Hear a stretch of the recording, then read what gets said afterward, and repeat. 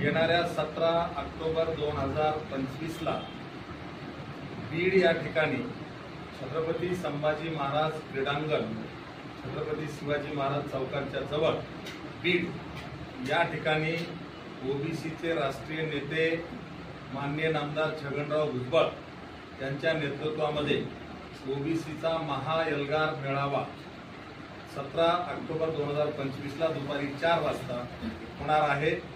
मी आपल्या माध्यमातून तमाम ओबीसी समाज बांधवाला विनंती करतो की आपण या मेळाव्यासाठी हजारोंच्या संख्येने उपस्थित राहून आपल्या हक्काचं रक्षण करण्यासाठी आपण सगळ्यांनी उपस्थिती दाखवावी असं नम्र आवाहन करतो। धन्यवाद।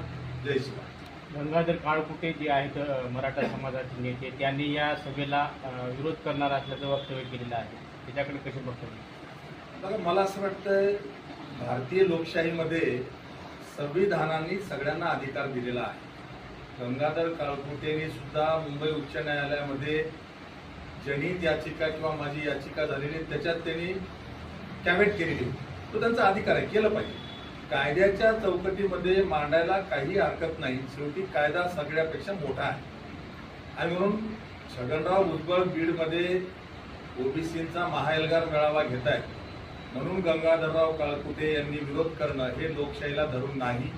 तर अशा प्रकारचं कुणीही वर्तन करण्याची आवश्यकता आहे असं मला वाटत नाही।